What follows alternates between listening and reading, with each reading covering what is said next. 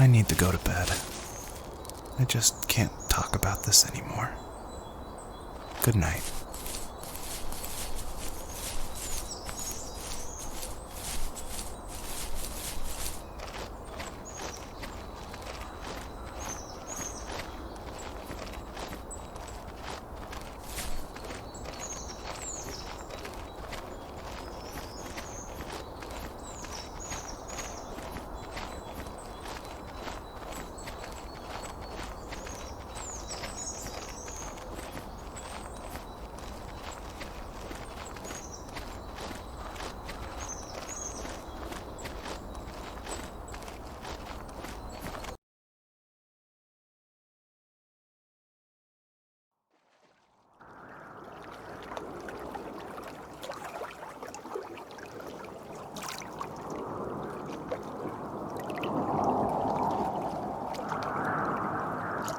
Joseph, you can't go to sleep feeling like this.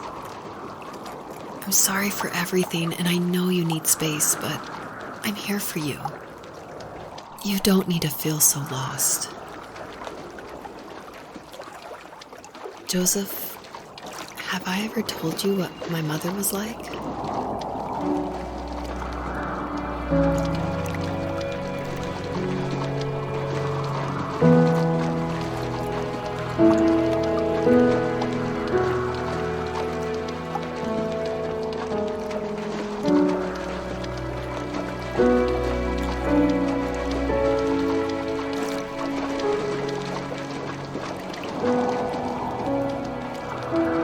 You know what it's like not to have a mom at home.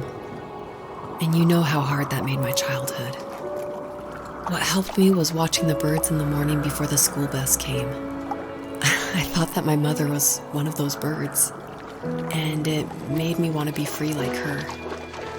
My mom taught me how to fold origami cranes while she was in the hospital. So I told myself I would fold one every day until I could fly myself.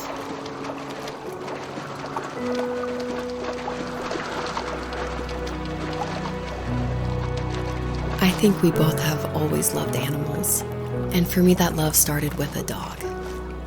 Sometimes this Rottweiler would come up to our property line and wait at the fence for me, but only once in a while. I was sure to check every day immediately after school, and it usually ended in disappointment. I would even steal money from my passed-out dad just so I could buy these off-brand dog biscuits. Even when she did stop by, she never went beyond the fence. Why was she so scared? I think my dad was the opposite of your dad in almost every way, except he was in the military as well. He coped with alcohol of every kind. The trailer started falling apart, he got angry, and I withdrew.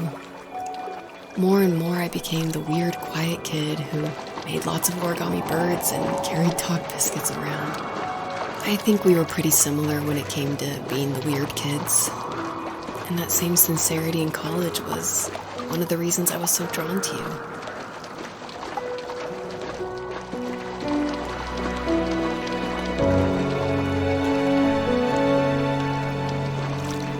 Life got worse and worse. And at one point, I really didn't think I could survive another day with my soul still intact. I had no real friends, let alone neighbors, since we lived in the middle of nowhere. I should have talked to my teacher, but I was scared what he would do if he found out. As I waited for the school bus one morning, I walked around until I found something in an abandoned shed. Something I can't put into words.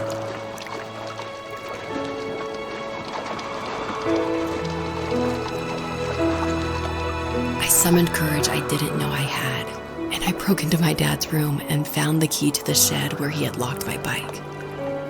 I'll never forget that feeling of the wind rushing by my ears as the sun rose over fields of wheat. I was flying for the first time.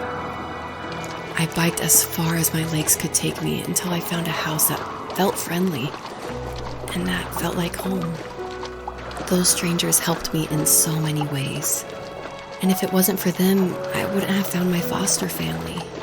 And if it wasn't for my parents, I wouldn't have met you.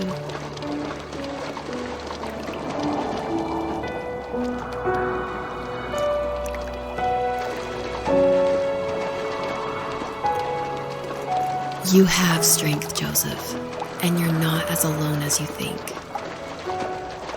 It's all just so pointless. Just waiting for life to happen. It's like having the home I always wanted is cursed out of my reach. The thought of being a parent myself. How could I do that when I couldn't even be a good son?